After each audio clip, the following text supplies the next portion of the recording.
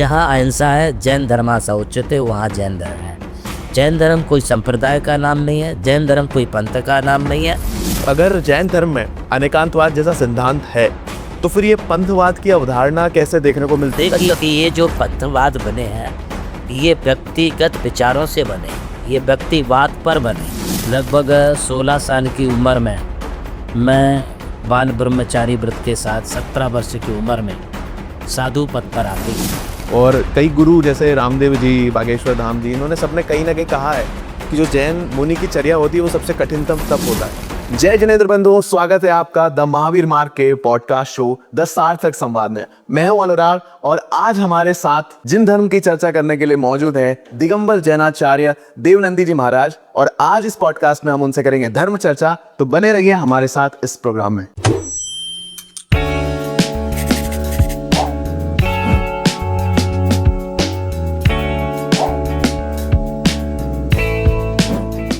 गुरुदेव सर्वप्रथम नमोस्तु और स्वागत है आज आपका हमारे इस कार्यक्रम में। और आज हमें समय देने के लिए आपका बहुत बहुत धन्यवाद।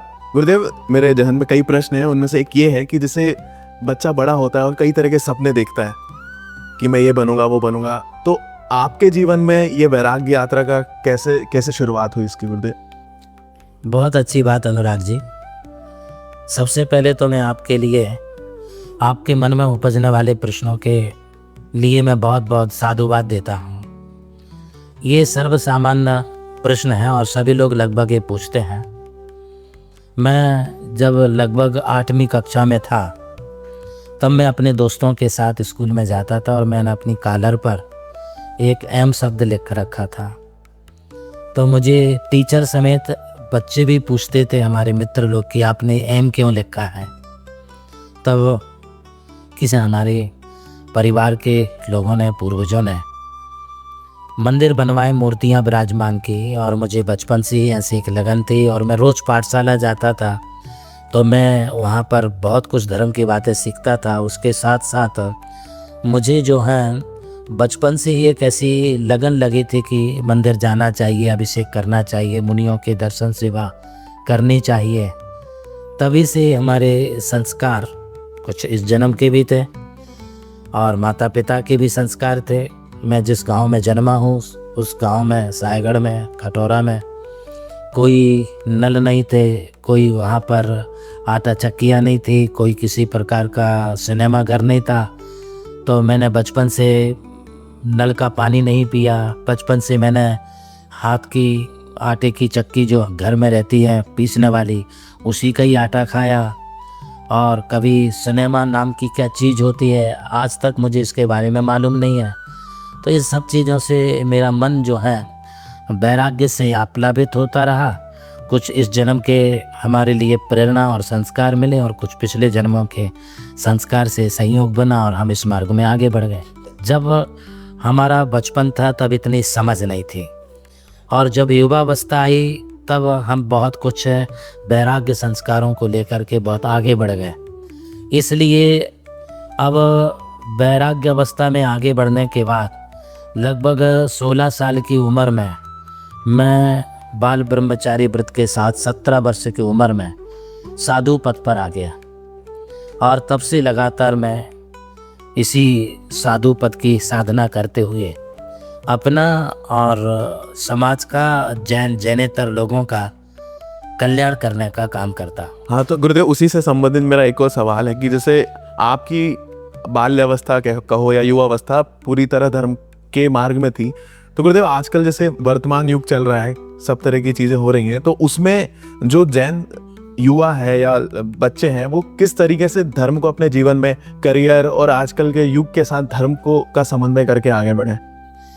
आज की वर्तमान परिस्थितियाँ कुछ अलग हैं। पहले की कुछ वर्तमान परिस्थितियाँ अलग थी। पहले लोग शास्त्र सुनते थे, धर्म सभा में बैठते थे, प्रवचनों में जाते थे, कुछ उनके पारिवारिक संस्कारों में भी ये बात हुआ करती थी। आज का युवा जनरेशन इन सब चीज़ों से बहुत दूर हो गया। उन्हें पुनः इस धर्म मार्ग में लाने के लिए अब हमारे लिए आधुनिक पद्धति, रीति से, साइंटिफिक तरीके से हमें युवाओं में जन चेतना का, जन जागरण का कार्य करना होगा, तभी वे इस ओर प्रभावित होंगे। इसके साथ साथ उच्चारण से नहीं आचरण से उनके लिए दिखाना होगा, हमारे लिए कथनी नहीं करनी करके बताना होगा, तब हमारे युवा लोग धर्म के मार्ग पर आगे चलेंगे। मैं भी इस मार्ग में बहुत कुछ काम कर रहा हूँ और इस काम को करते हुए अब मुझे ऐसा लगता है कि आज के इस युग में टीवी से भी ज़्यादा ज़माना आज इलेक्ट्रॉनिक मीडिया का आ गया है और इलेक्ट्रॉनिक मीडिया आज हर एक के जेब में है और भी हर पल पल उसी के लिए देखते हैं। तो मेरी ये भावना है कि क्यों ना डिजिटल सोशल इलेक्ट्रिक मीडिया के माध्यम से जैनिज्म के सिद्धांतों को वर्तमान के परिप्रेक्ष्य में उन्हें उनकी भाषा में बताया जाए, समझाया जाए, तो वे लोग भी इससे प्रेरित होकर के जैन धर्म को समझ सकेंगे और जैनिज्म को वे अन्य लोगों को भी बता सकेंगे। ये सबसे बड़ा सशक्त माध्यम मुझे ऐसा लगता है। बड़े बड़े आयोजन जहाँ समाज के लिए प्रभावित अट्रैक्टिव करते हैं, वहीं युवाओं के लिए इन आयोजनों से कोई मतलब नहीं है। कितनी बड़ी धर्म सभा जोड़ लो, कितने बड़े जो हैं आप आयोजन कर लो, उन्हें धर्म सभा और आयोजनों से भी ज़्यादा ज़रूरत इसकी है कि हम उन्हें जैनिज्म के इन सिद्धांतों को अहिंसा, सत्य, अचौर्य, ब्रह्मचर्य, अपरिग्रह, अनेकांत, सद्भाव आदि के सिद्धांतों को हम छोटे छोटे क्वेश्चन और आंसर बना करके यदि हम उन्हें दें तो वे बहुत जल्दी हमारी बात समझेंगे और उसे वो अपने जीवन में लाएंगे भी। गुरुदेव, जैसे हम कई प्रश्नों की हमने रिसर्च की कि गूगल पे मोस्ट सर्च लोग क्या करते हैं जैनिज्म के बारे में, तो वैसे ही कुछ प्रश्न मेरे पास हैं गुरुदेव, जिसमें से एक ये है कि व्हाट इज जैनिज्म, मतलब जैन धर्म की अवधारणा क्या है, अगर सरल शब्दों में आपसे समझे तो। देखिए, जैन धर्म कोई संप्रदाय नहीं है, जैन धर्म कोई पंथ और मान्यता नहीं है। जैन धर्म का मूल सिद्धांत है अहिंसायाम प्रधानत्वम, जहाँ अहिंसा की प्रधानता हो। हमारा कोई भी आचरण हो, कोई भी क्रिया हो, कोई भी व्यवहार हो, चाहे वो परिवार का हो, चाहे वो समाज का हो, चाहे वो धर्म से संबंधित हो, उन सब में हमारी अहिंसा दिखनी चाहिए। जहाँ अहिंसा है, जैन धर्मासा उच्यते, वहाँ जैन धर्म है। जैन धर्म कोई संप्रदाय का नाम नहीं है, जैन धर्म कोई पंथ का नाम नहीं है। जैन धर्म हमारे लिए जन जन से जोड़ने वाला धर्म है। जैन धर्म हमारे लिए प्राणी मात्र के प्रति दया दिखलाने वाला धर्म है। जैन धर्म सभी जीवों को सुख पहुंचाने वाला धर्म है, इसीलिए उसको हम जैन धर्म कहते हैं। लोगों के जहन में कई बार ये आता है कि जैन धर्म के संस्थापक भगवान महावीर स्वामी को माना जाता है, कई अवधारणाएं हैं। देखिए, भगवान महावीर की बात हो चाहे भगवान आदिनाथ की बात हो, भगवान आदिनाथ भी इस युग में हुए हैं, भगवान महावीर स्वामी भी इस युग में हुए हैं। युग एक काल परिवर्तन का एक अंग है और तीर्थंकर उसमें पैदा होना ये उस काल की एक आवश्यकता होती है। हम जहाँ तक तीर्थंकरों की बात करें तो अनुराग जी, ये जो तीर्थंकर हैं सिर्फ ये आदिनाथ से लेके महावीर पर्यंत 24 हुए हैं, ये अवधारणा हमारी गलत है। भाई इस युग के तीर्थंकर हैं, इसके पहले भी तीर्थंकर होते आए और ऐसी अनंत 24 बीत गई। इसका मतलब है कि जैन धर्म ना तो भगवान आदिनाथ ने संस्थापित किया है, ना भगवान महावीर ने स्थापित किया है। भगवान आदिनाथ से लेके भगवान महावीर पर्यंत 24 तीर्थंकर ये धर्म के संस्थापक नहीं बल्कि धर्म के प्रवर्तक हुए हैं। इन्होंने अपने अपने काल में धर्म को लोगों की भाषाओं में समझाने का बहुत बड़ा पुरुषार्थ किया है। जो लोग जिस भाषा में समझ सकते थे उस भाषा में उनको धर्म के बारे में बताया है। इसलिए हमारे तीर्थंकर पार्टिकुलर किसी एक भाषा में नहीं, वे तो सर्व भाषा को जानने वाले थे और शास्त्र कहते हैं कि 718 भाषाओं में उन्हें एट ए टाइम बोलने की बताने की क्षमता थी।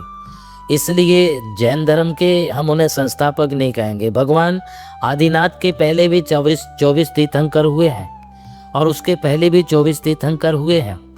तो ये तीर्थंकर अनादिकाल से होते आ रहा है। इस संदर्भ में आपको एक बात कहूँ कि आप नमोकार मंत्र बोलते हैं, आपको किसी ने भी पूछा होगा आपका नमोकार मंत्र कब से है, तब आपने जवाब दिया होगा कि हम नमोकार मंत्र अनादिकाल से है। और नमोकार मंत्र में वर्णित जो 5 परमिष्टि अरियंत सिद्ध आचार्य उपाध्याय सर्वसाधु, ये 5 परमिष्टि ये कब से हैं, तो वो भी अनादिकाल से हैं। अब इन 5 परमिष्टियों को मानने वाले कब से हैं, तो वो भी अनादिकाल से हैं। इसका मतलब है कि हमारे जैन धर्म की प्रवृत्ति सनातन अनादिकाल से चली आ रही है। ये इसको सिर्फ बताने वाले अपने अपने समय में ये तीर्थंकर हुए हैं, जिन्होंने अपने अपने उपदेशों के द्वारा, देशनाओं के द्वारा हमें जैन धर्म के सिद्धांत, जैन धर्म के शास्त्र, आगम, इनके बारे में भरपूर प्रकाश डाला और बताया है। इसलिए भगवान आदिनाथ या भगवान महावीर स्वामी को जैन धर्म का संस्थापक मत मानिए, इन्हें आप प्रवर्तक मानिए। बिल्कुल बिल्कुल। जैसे जैन धर्म में अनेकांतवाद सिद्धांत भी आता है कहीं ना कहीं, तो अनेकांतवाद यानी कि सब पक्ष, एक कोई भी एक पक्ष सही नहीं है, सब अपनी जगह सही है। जैसे एक हाथी की कहानी प्रसिद्ध है जैन संस्कृति में और ग्रंथों में आती है कि हाथी का कोई पैर पकड़ता है, कोई पीठ पकड़ता है। तो गुरुदेव, अगर जैन धर्म में अनेकांतवाद जैसा सिद्धांत है, तो फिर ये पंथवाद की अवधारणा कैसे देखने को मिलती है? देखिए, ऐसा है कि ये जो पंथवाद बने हैं, ये व्यक्तिगत विचारों से बने हैं, ये व्यक्तिवाद पर बने। जब आदमी अपने आप को सिद्धांतों से दूर रख करके मैंने ऐसा जाना, मैंने ऐसा सोचा, मैं ऐसा मानता हूँ, मेरा तो ऐसा अनुमान है, तो ये इस प्रकार की अवधारणाएं व्यक्ति के जीवन में, मन में, माइंड में, दिमाग में जब बैठ जाती हैं, तब वह अपनी मान्यता को ही ठीक समझता है। और उसकी वजह से जो हमारे तीर्थंकर प्रभु आचार्य जिनवाणी आदि के द्वारा जो उद्घोषित किया गया, जो उपदेश दिया गया, अब वो उसके दिमाग में नहीं आता है, क्योंकि उसने अपनी अवधारणा में ये बैठा रखा कि मैंने ऐसा सोचा, मैंने ऐसा समझा। भाई, तूने क्या सोचा, तूने क्या समझा, तूने क्या जाना, तुमने क्या अनुमान लगाया, मेरी तो ऐसी युक्ति है, मेरी तो ऐसी तर्क है। यहाँ पर वस्तु स्वभाव में कोई युक्ति तर्क नहीं काम चलती है।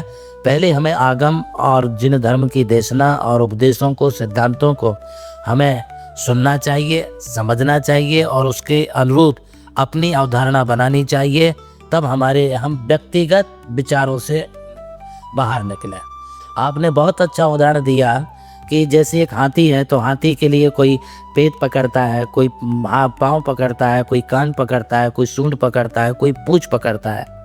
6 अंधे व्यक्ति हैं, अब वो हट करने लगते हैं कि ये हाथी तो जिसने पाँव पकड़ा था, पाँव पकड़ा, वो तो खंबे के समान है, जिसने पीठ पकड़ी उसे लगा दीवार के समान है, जिसने कान पकड़े उसे लगा कि तो सूप के समान, सुपड़े के समान है, जिसने पूंछ पकड़ी उसे लगा ये तो झाड़ू के समान है, जिसने अलग अलग तरीके से उन्होंने पकड़ करके अपना अपना अंदाज लगाया, किंतु हाथी वैसा नहीं है। इस बीच में, ये चलते वाद विवाद के बीच में एक विद्वान पंडित वहाँ पर पहुँचे और उनसे जब पूछा गया कि आप क्यों ये झगड़ा कर रहे हैं, तो उन्होंने कहा हाथी ऐसा है। तब पंडित जी ने समझाया, हाँ, तुम्हारी दृष्टि से जिसने पेट पर हाथ लगाया उसकी दृष्टि से हाथी दीवार के समान है, जिसने हाथी का पाँव पकड़ा उसकी दृष्टि से हाथी खंबे के समान है, जिसने हाथी की पूंछ पकड़ी उसके अनुसार हाथी झाड़ू के समान है, जिसने हाथी की सूंड पकड़ी उसके लिए हाथी की हाथ के समान है, जिसने हाथ कान पकड़े उसके लिए वो सुपड़े के समान है। किंतु सबको मिला दिया जाए, अलग अलग रखेंगे तो हाथी नहीं बनेगा, किंतु सबको मिला दिया जाए तो हाथी बनेगा। आज के युग में जैसे ये उदाहरण भी है, सब है, तो अब जो पंथवाद है या कट्टरता लेकर जो लोग चल रहे हैं, तो उनको सबको एक सूत्र में कैसे पिरोया जाए, कैसे आगे आज के युग? बस वो वहाँ पर यही है कि हम व्यक्तिगत विचारों से उभरें, बाहर निकले। अपनी पारिवारिक मान्यताएं भी कुछ रहती हैं, व्यक्तिगत मान्यताएं रहती हैं, कुछ देश काल की भी मान्यताएं रहती हैं। कहीं कुछ होता है, कहीं कुछ होता है, और कहीं कहीं अलग अलग प्रकार की विधियां होती हैं, क्रियाएं होती हैं। हम संकीर्ण बुद्धि का त्याग करें, एक विराट माइंड से हम सबको देखें, सुने, समझें, तब ये पंथवाद समाप्त हो सकता है। पंथवाद सिद्धांतों को लेकर के नहीं है, पंथवाद जैन धर्म की अहिंसा को लेकर के, जैन धर्म के मूल अष्टमूल गुण या मुनियों के मूल गुणों को लेकर के नहीं है। आज जिसे हम पंथवाद कहते हैं, वो पंथवाद सिर्फ समाज में जो मंदिर हैं, मंदिर की जो पूजा पाठ है, उसको लेकर के जो भ्रामक स्थितियां बनी हैं, उनसे हमें उभरना चाहिए, बाहर निकलना चाहिए। या तो हम इस तथ्य पर पहुंचे कि शास्त्रों में जो बताया है वो सही है, या फिर हम इस तथ्य पर पहुँचे कि जहाँ जो चल रहा है उसे चलने दें, हम किसी के लिए अवरोधक ना बने। इस संकीर्णता से हम जब बाहर निकलेंगे तो हमारे पंथवाद को कहीं ना कहीं विराम मिलेगा। अपनी अपनी मान्यता माने और एक साथ में होकर के चले गुरुदेव। ये अपनी अपनी रुचि का विषय भी है, किंतु आगम में अपनी बुद्धि के अनुसार रुचि नहीं चलती है। आगम में आगम के बातों के अनुसार ही अपनी बुद्धि चलानी पड़ती है, तब वो संकीर्णता दूर होगी। गुरुदेव, जैसे आपने वैराग्य यात्रा के बारे में बताया, तो हमारी टीम में से एक मेंबर है, उनका एक सवाल था कि आपके दर्शन किए, प्रभावित हुए, सब हुआ, और उनका एक सवाल था कि जैन मुनि मतलब ऐसा क्यों होता है कि वो कपड़े नहीं पहनते। और कई गुरु जैसे रामदेव जी, बागेश्वर धाम जी, इन्होंने सबने कहीं ना कहीं कहा है कि जो जैन मुनि की चर्या होती है वो सबसे कठिनतम तप होता है। तो मैं आपके मुख से इसका आंसर जानना चाहूँगा गुरुदेव जी। आज ये पूरा देश और विश्ववासी इस बात को जानते हैं कि भारतीय संस्कृति में एक दिगंबर जैन आमनाएं हैं, और ये आमनाएं त्याग और अध्यात्म की चरम सीमा पर पहुंचा हुआ है। जब हम त्याग और अध्यात्म की बात करते हैं तब अपने साथ एक तिल तुस मात्र भी कोई भी परिग्रह नहीं हुआ करता है, या किसी प्रकार का कोई भी आडंबर नहीं हुआ करता है। कोई भी वस्त्र आदि पहनना ये तब होता है जब शरीर में कोई विकार पैदा हो। कोई भी श्रृंगार करना तब होता है जब हमारा शरीर विरूप हो। कोई भी अस्त्र शस्त्र, लाठी, चिमटा आदि तब धारण करते हैं जब हमारे लिए किसी प्रकार का भय हो। जब हमारे लिए भय नहीं है तो हमें किसी प्रकार की अस्त्र शस्त्र की जरूरत नहीं है। जब हमारे शरीर में कोई विकार नहीं है, हम इंद्रिय विजेता है। लोगों ने दूसरों पर विजय प्राप्त की होगी, वे दूसरों के ऊपर राज करते होंगे, किंतु अपने ऊपर राज नहीं करते हैं। हम जैन धर्म के अनुयायी मुनिराजगण अब संसार पर नहीं, अपने आप पर विजय प्राप्त की है, और अपने मन पर, अपने इंद्रिय पर, अपनी वासनाओं पर, अपने विकारों पर हम विजय प्राप्त कर चुके हैं। अब हमारे पास छुपाने जैसा कुछ नहीं है। जैसे एक बच्चा यथाजात जन्म लेता है, माँ की आंचल में खेलता है, उसके मन में कोई विकार नहीं है और उससे कोई द्वेष भी नहीं करते हैं, बच्चे से कोई नफरत भी नहीं करते हैं। सभी बच्चे की नग्नता को देख करके भी खुश होते हैं। इसी प्रकार से ये प्रकृति का जो रूप है, नग्नता, नंगापन नहीं है, नग्नता, ये भीतर अंतरात्मा की बीत रखता है। ये निर्ग्रंथता है, जहाँ कोई गांठ नहीं, जहाँ कोई परिग्रह नहीं, जहाँ कोई वासनाएं नहीं, जहाँ कोई आडंबर नहीं, जहाँ किसी प्रकार का कोई भी अपने लिए लोकेशना नहीं, उसको कहते हैं दिगंबर अवस्था। और ये दिगंबर अवस्था जब अपनाई जाती है तो यही एक अवस्था है जैसे जन्म के समय नग्न ही होते हैं और जाते समय भी सब खाली हाथ नग्न ही जाते हैं। तो उसी त्याग और अध्यात्म की पराकाष्ठा को जानते हुए सर्वस्व त्याग करने पर ही हम जो है अपने लक्ष्य को प्राप्त कर सकते हैं, मुक्ति को प्राप्त कर सकते हैं। इसलिए यहाँ पर दिगंबर अवस्था को महत्व दिया है। मैं पर ये बात कहना चाहूँगा कि दिगंबरत्व भी कोई संप्रदाय नहीं है। दिगंबरत्व ये आत्मा का स्वरूप है और हम आत्मा के स्वरूप को लेकर के विचरण करते हैं। इसलिए हमें तो ऐसा कभी आभास नहीं होता है कि हम नग्न विचरण कर रहे हैं, क्योंकि अब हमने सब इंद्रियों को, विषय वासनाओं को, विकारों को जीत लिया है। इसलिए हम अब दिशाओं को ही अपना अंबर मानते हैं। चारों दिशाएं ये हमारे अंबर है और हम उससे आच्छादित हैं, और हम वायु के समान निसंग होकर के, पृथ्वी के समान धीर वीर बन करके और आकाश के समान निरुपलेप बन करके हम सदा विचरण करते हैं। इसलिए इसमें किसी प्रकार का कोई भी आवरण की आवश्यकता नहीं पड़ती है। जैनिज्म की बात करते हैं तो यह जैनिज्म क्या, वेद और उपनिषद भी एवं गीता भी, महाभारत भी इस बात से सहमत है कि नग्नता ही परम बीत रखता है और वही मुक्ति का मार्ग है। और हमारे जैन ग्रंथों में भी नग्गो विमुख मग्गो शेषा उन्मग्या सभ्य नवी सिज्जई वत्य धरो जय भी हुई जिन शासने तित्यरो। यदि जैन शासन में तीर्थंकर भी हैं तो उनको भी वस्त्र सहित मुक्ति नहीं है, नग्नता से ही, निर्ग्रंथता से ही मोक्ष मार्ग मिलेगा। इसलिए नग्नता को, निर्ग्रंथता को, इसी को श्रेष्ठ माना है। गुरुदेव, जैसे जैन मुनि की चर्या सबसे कठिन मानी जाती है, तो क्या होती है दिनचर्या, किस तरह से होती है? देखिए, दिनचर्या मुनिराजों की हो या श्रावकों की हो, हमारे यहाँ दो प्रकार का धर्म है। एक गृहस्थ धर्म जिसे श्रावक धर्म कहते हैं, दूसरा श्रमण धर्म जो मुनि लोग पालते हैं। यदि गृहस्थ श्रावक है तो उसे नित्य प्रातःकालीन क्रियाओं से निवृत्त होकर के देव पूजा, गुरुपास्ति, स्वाध्याय, संयम, तप, दान करने के पश्चात अपने व्यवहारिक व्यापारिक क्रियाओं को करना चाहिए। वह भी न्यायोचित मार्ग से चलते हुए करना चाहिए और 100 पर कल्याण के लिए अपने द्रव्य का सदुपयोग करना चाहिए। ये संक्षिप्त से एक श्रावक की बात कही। किंतु रही बात मुनियों की, तो मुनियों का तो पूरा आरनिश 24 घंटे, चारों प्रहर, आठों याम वे अपनी साधना में रहते हैं और उस साधना को करते हुए प्रातःकालीन ब्रह्म मुहूर्त में जब 3 बजे से उठ करके अपनी आत्म साधना, आत्मचिंतन, सामायिक प्रतिक्रमण में लीन होते हैं। सबसे पहले उनको वही चाहिए है।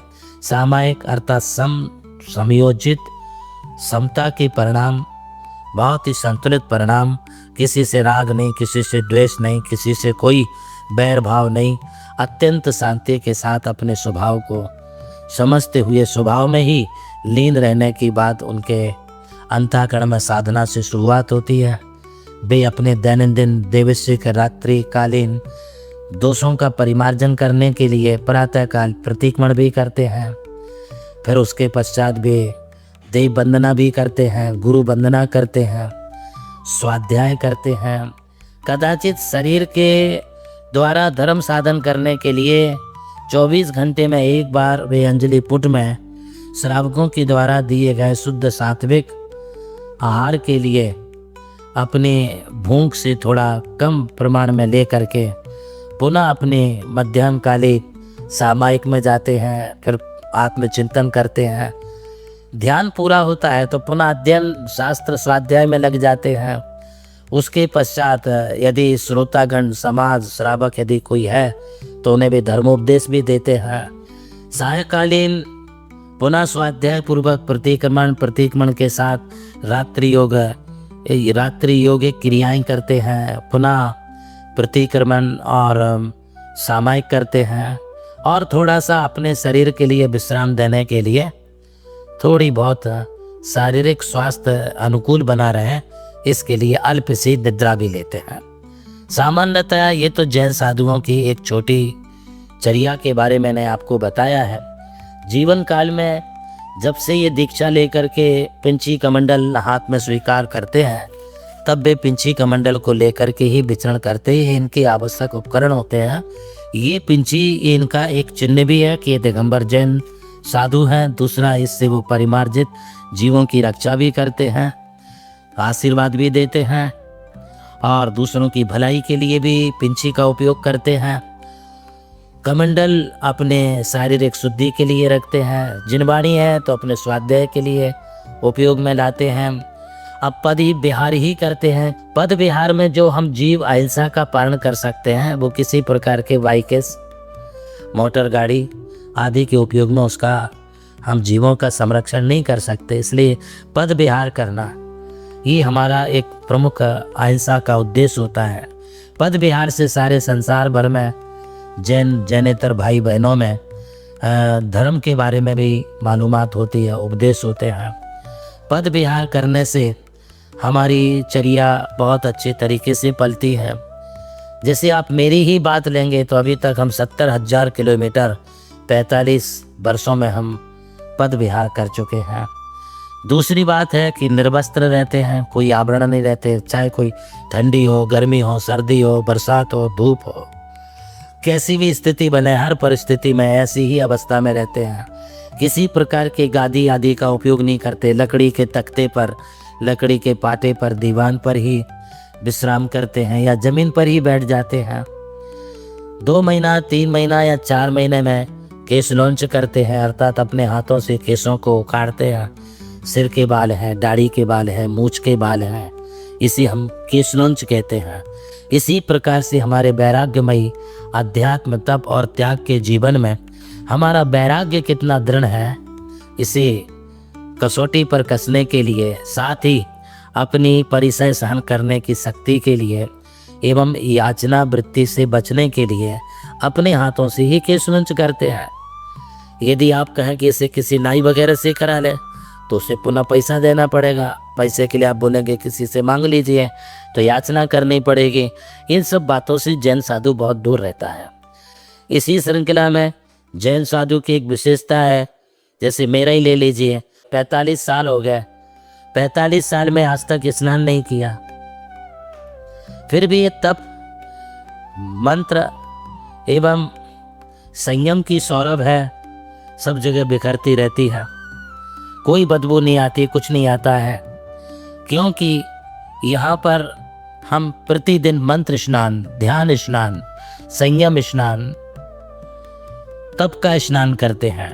उससे हमारी भीतरी आंतरिक आत्मिक शुद्धि भी होती है और बाहर में शरीर की शुद्धि भी होती है।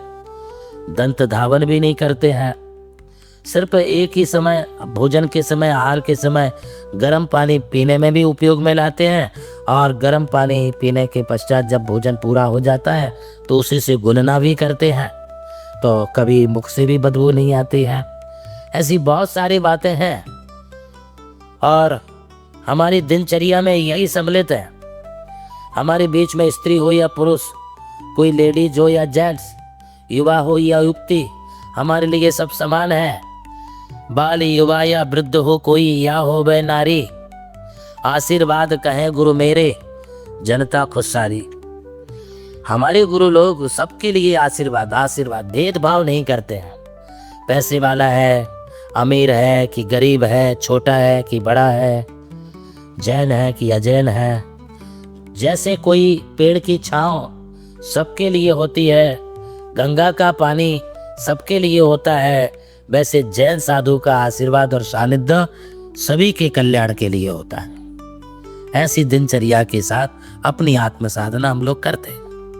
गुरुदेव, जैसे आपने मुनिचर्या में बताया अहिंसा का पालन पूरी तरीके से देखने को मिलता है उसमें, तो वैसे ही श्रावक के जीवन में भी अहिंसा व्रत रहता है। जैन धर्म में तो अहिंसा महत्वपूर्ण है। तो क्या गुरुदेव अहिंसा मतलब केवल जीवों की हत्या ना करना होता है? मतलब अवधारणा है लोगों के अंदर कई प्रकार की, अहिंसा मतलब कि जीव हत्या ना करो, लेकिन जैनिज्म में शायद और इससे अधिक अहिंसा का महत्व है। तो गुरुदेव उस पर एक बार आप। ऐसा है, अहिंसा का मतलब सिर्फ जीव हत्या से बचना यही नहीं है, बल्कि अहिंसा का मतलब है कि किसी का मन ना दुखे, किसी का दिल ना दुखे, किसी के लिए हमारे द्वारा मनसा वचसा कायेन किसी प्रकार की चोट ना पहुँचे। यदि हमारे क्रियाकलाप से, हमारे मन वचन काय से यदि किसी का मन भी दुखता है, या हमारे मन में किसी के प्रति मारने के विचार आते हैं, किसी को नीचा दिखाने के विचार आते हैं, किसी का हम हैरासमेंट करते हैं, किसी के प्रति हम गलत व्यवहार करते हैं, तो वो भी एक हिंसा है। और उसमें कोई जीव मरे या ना मरे, किंतु हमने अपनी वैचारिक हिंसा पहले कर ली, मानसिक हिंसा हमने पहले कर ली। वो वैचारिक मानसिक हिंसा में दूसरे जीवों का मरना जरूरी नहीं है, किंतु हमारा आत्मघात होता है, हमारा स्वयं का पतन होता है। इसलिए हम हिंसा का मतलब हत्या ही नहीं, हिंसा का मतलब वैचारिक स्तर से गिरना, राग द्वेष करना, किसी का उपहास उड़ाना, किसी की निंदा चाड़ी चुगली करना, किसी के बारे में गलत बोलना, किसी के लिए किसी प्रकार के गलत शब्दों का प्रयोग करना भी एक प्रकार की हिंसा ही है। इसलिए हम अपने व्यवहारिक जीवन में खान पान, रहन सहन, बोल चाल आदि किसी भी रूप में हमारे द्वारा मन से, वचन से, काय से, कृत कार्य अनुमोदना से किसी भी जीव के लिए कोई भी घात प्रतिघात ना हो, और अत्यंत सावधानी के साथ समिति का पालन करते हैं। यहाँ समिति यह शब्द कोई सोसाइटी के अर्थ में नहीं है, बल्कि समिति का मतलब है सावधानता। केयरफुल होकर के अपन कोई भी काम करें तो वो अपने लिए अहिंसा होगी, और अहिंसा से व्यतिरिक्त जितना है वो सब हिंसा होगी। इसलिए हिंसा का अपने यहाँ पर कहीं भी किसी भी रूप में कुछ भी नहीं कर सकते। एक अंश मात्र भी किसी जीव की परिणाम मन यदि दुखता है तो वो भी अपन नहीं करना चाहिए। तो इतने माइक्रो लेवल पे अहिंसा जैन, माइक्रो लेवल पर एकदम सूक्ष्म रीति से। गुरुदेव जैसे अहिंसा से मतलब आगे कड़ी इसमें जुड़ती है, जैसे जैनिज्म में भोजन भी अहिंसामय होता है पूरा, और कहीं ना कहीं विश्व में एक अलग पहचान जैन फूड की है। तो कई लोगों के मन में यह भी है कि जैन केवल लहसुन प्याज या आलू नहीं खाते। तो आपके शब्दों में जानना चाहेंगे गुरुदेव कि क्या है कि हमारी जीवन शैली ही अहिंसात्मक जीवन शैली है, और उस अहिंसात्मक जीवन शैली में हमारे भोजन शैली भी अहिंसात्मक होना चाहिए। उसको हम जैन फूड कहते हैं। जैन फूड में कोई भी जमीकंद है, जो जमीकंद से मतलब है कि जिस वनस्पति के लिए सूरज की किरणें नहीं मिल पा रही हैं, वे समूर्छन जीव असंख्य और अनंत जीवों का समुदाय होती हैं। इसलिए ऐसी जमीकंदों के लिए, चाहे वो आलू हो, प्याज हो, शकरकंद हो, मूली हो, लहसुन हो, गाजर हो, जो भी जमीन के अंदर पैदा होती हैं, वे अनंत जीवों का समूह लेकर के रहती हैं, और उससे महान इंसान, महान दोष लगता है। इसलिए उनके लिए भोजन में किसी भी रूप में उनके लिए लेना अत्यंत वर्जनीय माना है। अब रही बात जीवन शैली, भोजन शैली में वही भी भोजन नहीं लेना चाहिए जो रात में पकाया हो दिन में खा रहा है तो वो भी वर्जनीय है, दिन में पकाया रात में खा रहा है तो वो भी वर्जनीय है, होटल ढाबे आदि से ला कर के घर में खा रहा है तो वो भी वर्जनीय है, अथवा होटल ढाबे में जाकर के भोजन आदि ले रहा है तो वो भी वर्जनीय, क्योंकि वहाँ पर वो विवेक नहीं है, वहाँ पर वो सावधानी नहीं है, वहाँ पर ना जमीकंद का परहेज है, ना पानी छानने वाली बात है, ना और किसी प्रकार के कोई शारीरिक शुचिता वाली बात है। इन सब बातों को देखते हुए मतलब जैन भोजन शैली में ही नहीं बल्कि हर परिवार के भोजन शैली में सुधार आना चाहिए। यदि हमें परिवार को स्वस्थ बनाना है, समाज को स्वस्थ बनाना है, हमारा परिवार वैचारिक रूप से, शारीरिक रूप से, मानसिक रूप से स्वस्थ रहे और समाज और देशवासियों को भी स्वस्थ बनाना है, तो हमें अपनी भोजन शैली निश्चित रूप से संभालना चाहिए, क्योंकि जैसा खावे अन्न वैसा होगा मन, जैसा पीवे पानी वैसी होगी वाणी। गुरुदेव जैसे कि हम अभी यहाँ पे नमोकार तीर्थ में हैं, जो कि राम टेकड़ी पर बना हुआ है, तो जैन धर्म में भगवान श्री राम का क्या महत्व है, किस तरीके से उनको पूजा जाता है जैन धर्म? देखिए, हम जब जैन धर्म की बात करते हैं तो हम यही कहते हैं कि जिसने राग देश कामादिक जीते सब जग जान लिया, सब जीवों को मोक्ष मार्ग का निष्प्रय हो उपदेश दिया। अगली दो पंक्तियां बड़े ध्यान से सुनने की है। बुद्ध वीर जिन हरिहर ब्रह्मा या आदि सुर हो अवतार, बीत राग है जिनका अंबर उनको मेरा नमस्कार। हमारे यहाँ पर नाम की कोई भी विवाद नहीं है। कोई शक्कर के लिए शुगर कहता, कोई चीनी कहता, कोई साकर कहता, कोई शक्कर कहता। ये अलग अलग देश की भाषा है, किंतु किसी भी देश का व्यक्ति, किसी भी भाषा वाला व्यक्ति यदि शक्कर को मुख में रखेगा तो उसे शक्कर का टेस्ट मीठा ही आएगा। इसी प्रकार से जैन धर्म में हम भगवान का नाम किसी भी रूप में ले सकते हैं। बुद्ध वीर जिन हरिहर ब्रह्मा या आदिश्वर हो अवतार।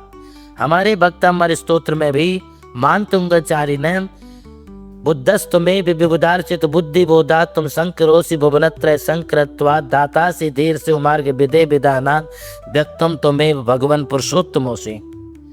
हमारे यहाँ आदिनाथ को राम माना है और राम को आदिनाथ माना है। 1008 नामों से हम पूछते हैं। अपनी जीवन शैली में जब पिता की आज्ञा का पालन करने के लिए और भातृत्व प्रेम के कारण भरत के लिए अयोध्या का राज्य संभलवाने के पश्चात वे जब अयोध्या से निकले तो कुछ भी साथ में लेके नहीं निकले, एकदम सन्यासी की तरह वो निकले। उन्होंने सारा देश भ्रमण किया और इसी नासिक जिले के नासिक शहर में पंचवटी पर आकर के उन्होंने अपना डेरा डाला। उस काल में भी वे इस राम टेकड़ी इधर आए, इसलिए इसे राम टेकड़ी कही। अब हम और फिर पुराण की ओर आगे बढ़ते हैं तो हमारी जैन रामायण के अनुसार जब प्रभु राम ने संसार के 16,000 वर्ष व्यतीत कर दिए और 1,000 वर्ष की आयु बाकी रही, तब उन्होंने संन्यास दान कर लिया और जैनेश्वरी दिगंबर दीक्षा लेकर के अरिहंत सिद्ध बनने के मार्ग पर वो चले। तब वो विहार करते करते पुनः एक बार फिर महाराष्ट्र के इस पावन नासिक जिले की भूमि पर आए और इस मांगी तुंगी गजपंथा के बीच में ये जो राम टेकड़ी है, यहाँ प्रभु राम ने हजारों मुनियों के साथ यहाँ पर फिर अपना बसेरा डाला, यहाँ पर फिर तप किया, फिर साधना की, इसलिए इस भूमि का नाम राम टेकड़ी पड़ गया। इस सह्याद्री पर्वत की श्रृंखला के मध्य में जिस जगह पर वो विराजमान हुए वो टेकड़ी राम टेकड़ी जानी गई और उस राम टेकड़ी को वहाँ पर वो बैठ करके उन्होंने जो मंत्रोच्चारण किए, नमोकार बोला, आज वही चिंतन कहाँ से मेरे मन में आया और उस चिंतन के अनुसार मुझे यह देवभूमि जिस पर कभी हल नहीं चला वो मुझे प्राप्त हुई। इस भूमि के ओनर ने मुझे खोज खोज करके मुझे यहाँ बुलाया। मैं यहाँ नहीं था, मैं पूना था, मैं बारामती था। वो खोजते हुए आया कि आप कुछ भारत देश के लिए समर्पित के रूप में आप कोई आश्रम, कोई मंदिर, कोई तीर्थ बनाना चाहते हैं तो भगवान आपके लिए राम टेकड़ी खुली पड़ी है, आप उस पर कुछ काम करिए और प्रभु राम के संदेशों को यहाँ से दीजिए। मेरे मन में विचार आया और मैंने 2 मिनट के लिए ध्यान लगाया तो यह राम की भूमि मुझे आदर्श प्रभु राम के रूप में यहाँ पर वो छवि दिखलाई दी और मैंने संकल्प किया कि इसी जमीन पर हम नमोकार तीर्थ का निर्माण करेंगे। और प्रभु राम की शक्ति काम कर रही है, महावीर और आदिनाथ की शक्ति काम कर रही है, इस क्षेत्र पर काम कर रही है। मांगी तुंगी और गजपंथा के मोक्ष जाने वाले मुनियों की शक्ति पुण्य वर्गणाएं काम कर रही है। मैं तो एक निमित्त हूँ, मैंने कुछ नहीं किया। जो कर रहे हैं वो हमारे प्रभु कर रहे हैं, जो कर रहे हैं वो हमारे परमात्मा कर रहे हैं, हमारे गुरु कर रहे हैं। और आज उनकी परम कृपा से आज यह नमोकार तीर्थ इस भारत भूमि पर एक ऐतिहासिक तीर्थ के रूप में ये निर्माण हो रहा है। प्रभु राम का त्याग एक आदर्शमय त्याग था। जब तक वो वनवास में रहे तब भी उनके पास कुछ नहीं था और वनवास के बाद जब राज्य उन्होंने किया तो अलिप्त रह करके राज्य किया, फिर राज्य को छोड़ा, वनवास के बाद संन्यास धारण किया तो सन्यासी जीवन में भी कुछ नहीं था। वे तो एको हम राम ऐसा बोलते थे कि जैसा अरिहंत और जिन भगवान का स्वरूप है वैसा ही मेरा स्वरूप है और वह स्वरूप उन्होंने धारण किया। हम लोग प्रभु राम के लिए पूछते हैं और प्रभु राम के आदर्शों को, प्रभु राम की मर्यादाओं को, प्रभु राम के संयम को, प्रभु राम के त्याग को, उनके अध्यात्म और उनकी वीतरागता को, उनके परमात्मा स्वरूप को हम लोग भी यहाँ पर पूछते हैं। गुरुदेव, जैसे कई पुराने तीर्थ हैं हमारे जैन संस्कृति के, उनके होते हुए ये नवीन तीर्थ निर्माण की परिकल्पना के पीछे क्या कारण है? पुराने तीर्थ होने के बावजूद भी नए तीर्थों का निर्माण होना ही आज आधुनिक समय की डिमांड है। आपके परिवार और समाज में कितने भी वयोवृद्ध लोग हों, 60 साल, 75 साल, 80 साल के भी लोग हों, किंतु उन सब के रहते हुए न्यू जनरेशन की जरूरत है। यदि आप यह मानेंगे कि अभी बूढ़े बुजुर्ग इतने लोग पड़े हुए हैं समाज में तो नई जनरेशन की क्या जरूरत है। यदि आप नया जनरेशन, न्यू जनरेशन पैदा नहीं करेंगे और बूढ़े वृद्ध लोग चढ़ बसेंगे तो आपका परिवार, समाज, देश कैसे चलेगा। यही स्थिति है। हमारे देश में तीर्थ बनते आए, होते आए, निर्माण होते रहे और वे काल क्रम से कभी धाराशायी भी हुए। इसमें नए तीर्थ भी बनते आए। भगवान आदिनाथ के समय भरत चक्रवर्ती ने सबसे पहले अष्टापद कैलाश पर्वत पर 72 जिन मंदिरों को बनवाया था। आज भी मंदिर काल के गाल में कहाँ समा गए मालूम नहीं है। तो अनेक प्राचीन तीर्थ होने के बावजूद भी आज नमोकार तीर्थ की रचना हम यहाँ पर जो कर रहे हैं ये न्यू जनरेशन के लिए और आधुनिक विचारों की संगति बैठाने के लिए, डिजिटल जैनिज्म का नॉलेज प्राप्त हो। यहाँ पर सिर्फ मंदिर और मूर्तियाँ बनाना ही हमारा उद्देश्य नहीं है, बल्कि भगवान महावीर स्वामी ने आज से 2500 साल पहले दिव्य देशना कैसी की थी, समोसरण में प्रश्नोत्तर कैसे होते थे, उसकी प्रतिकृति के रूप में इस नमोकार तीर्थ पर हजारों हजार लाखों प्रश्नों का उत्तर हमारे लिए प्राप्त होता रहेगा। आज के इस न्यू जनरेशन के लिए इतना टाइम नहीं है। पहले लोग घंटों मुनिराज के पास जाके उपदेश सुनते थे, दिन दिन भर उनके साथ सेवा भैया वृत्ति में लगे रहते थे। किंतु आज का जनरेशन ऐसा है, इसे इजी गोइंग में चलते फिरते जैनिज्म का नॉलेज हो, इसके लिए मैंने ये कंसेप्ट यहाँ पर लाया है। और इस कंसेप्ट में 27 एकड़ के भूखंड में हमारे जैनेतर भाई बंधु जो भी यहाँ दर्शन को आएंगे, एनी क्वेश्चन धर्म से संबंधित, अपने जीवन स्टाइल को कैसे बदलना चाहिए, इससे संदर्भित कोई भी वो प्रश्न पूछे, उस प्रश्न का जवाब उनके लिए इस नमोकार तीर्थ का एक दूसरा नाम दिया, जैन नॉलेज सिटी। तो इस जैन नॉलेज सिटी नमोकार तीर्थ में हर प्रश्न का उत्तर उन्होंने मिले और वे शांति का एहसास कर सकें, क्योंकि आज शांति के लिए हर युवा युवतियाँ भटक रहे हैं। नमोकार तीर्थ जहाँ भारतवर्षीय दिगंबर जैन तीर्थों की कड़ी में एक कड़ी है, वहीं पर ये नमोकार तीर्थ जैन समाज के लिए शिक्षा, श्रद्धा और सेवा का त्रिवेणी संगम भी है। हमारा उद्देश्य कोई नई मूर्ति, नए मंदिर निर्माण करने का नहीं है, बल्कि इस नए मंदिर और मूर्ति के निर्माण के साथ आज का युवा वर्ग है जो इधर उधर भटक रहा है, उन्हें वास्तविक मंदिर और मूर्तियों के दर्शन करने से जैनिज्म का नॉलेज हो, उन्हें इजी गोइंग में धर्म और दर्शन के बारे में, हमारे श्रमण मुनियों के बारे में, हमारी जैन समाज के बारे में उनके लिए कुछ अच्छे विचार प्राप्त होते रहे। इसलिए इस तीर्थ का यह निर्माण कार्य करने का बीना हमने हाथ में उठाया है।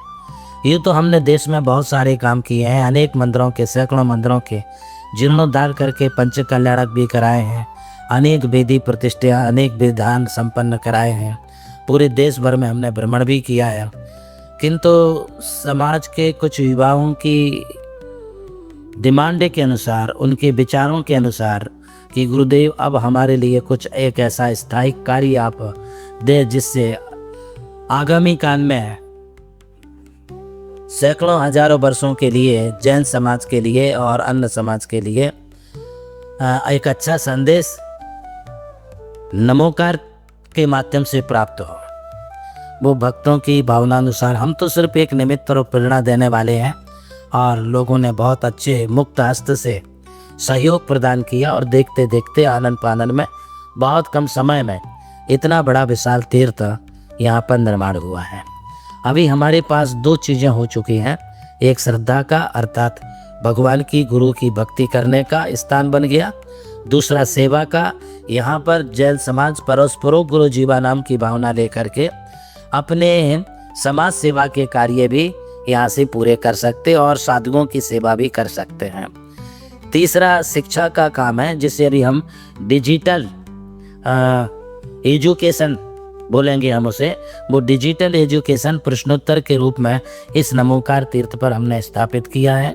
और ये बहुत जल्दी आने वाले 2026 में 6 फरवरी को शायद यहाँ पर उपस्थित होने वाले उपराष्ट्रपति महोदय के हाथों से उसका हम यहाँ पर लॉन्च करेंगे और हर प्रश्न का जवाब उनके लिए यहाँ पर प्राप्त होगा।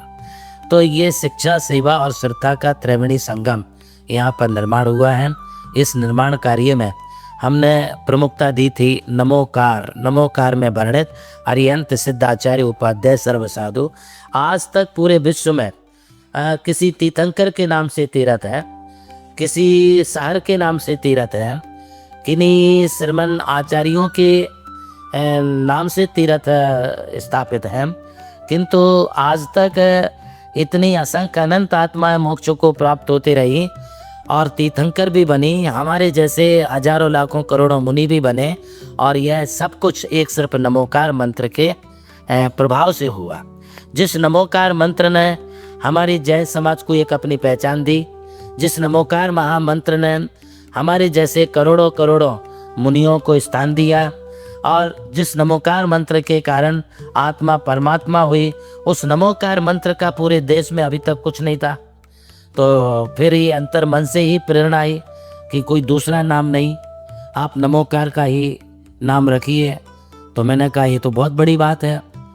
तीर्थों में तीर्थ जैसे संबेशकर जी है, धर्मों में धर्म, अहिंसा धर्म है, भगवान अरिहंतों में अरिहंत बीतराग महापुरुष प्रसिद्ध हैं, उसी प्रकार से मंत्रों में मंत्र नमोकार महामंत्र है, तो फिर नमोकार तीर्थ ये नाम क्यों ना कर दिया जाए।